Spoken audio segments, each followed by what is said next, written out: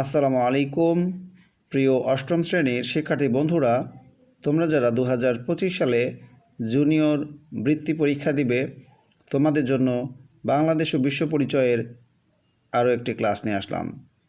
পুরো এই বইটার ক্লাস বানাবো, তোমরা অবশ্যই পরীক্ষার আগে ক্লাসগুলো মনোযোগ সহকারে করবে। চলে আসছি মূল পড়ায়।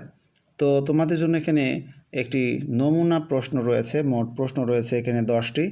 আমি 10টি MCQ কমপ্লিট করে দিচ্ছি। চলে যাচ্ছি মূল পড়ায়। মাছর ন্যায় কোন ভাষার শব্দ?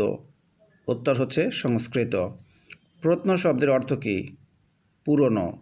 বাংলাদেশের মানচিত্র খচিত জাতীয় পতাকা প্রথম উত্তোলন করা হয় 1971 সালের কত তারিখে? উত্তর 2রা মার্চ। আমাদের সংবিধানে সমাজতন্ত্রকে রাষ্ট্রীয় মূলনীতি হিসেবে গ্রহণ করা হয়। উত্তর সবগুলোই হবে। ন্যায় বিচার, শোষণমুক্ত সমাজ গঠন, সমতাভিত্তিক সমাজ, উত্তর হবে সবগুলোই। এরপরে দেখো, প্রাচীন বাংলার কোন কাপড়ের বেশ খ্যাতি ছিল? উত্তর হবে দুকুল। এরপর উদ্দীপক রয়েছে, উদ্দীপক পড়ি এবং 6 ও 7 নম্বর প্রশ্ন উত্তর দেই। সানি দেব রাজশাহীতে বেড়াতে গিয়ে এক ভিন্ন নৃগোষ্ঠীর সাথে পরিচিত হয়, যাদের সমাজের মূল ভিত্তি হচ্ছে গ্রাম পঞ্চায়েত।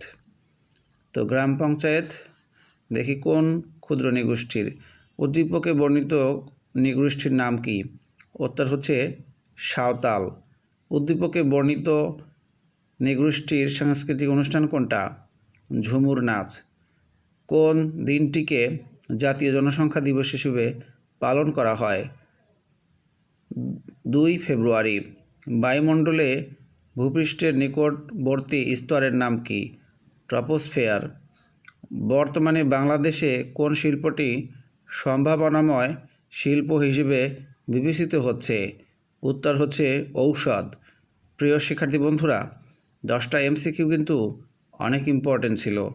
তোমরা যারা আমার পড়ানো পছন্দ করো, অবশ্যই আমার আজিম লার্নিং পয়েন্ট ইউটিউব চ্যানেলটা সাবস্ক্রাইব করে দিও এবং আমার ইংলিশ উইথ আজিম ও আজিম MCQ পয়েন্ট চ্যানেলগুলো সাবস্ক্রাইব করে দিও।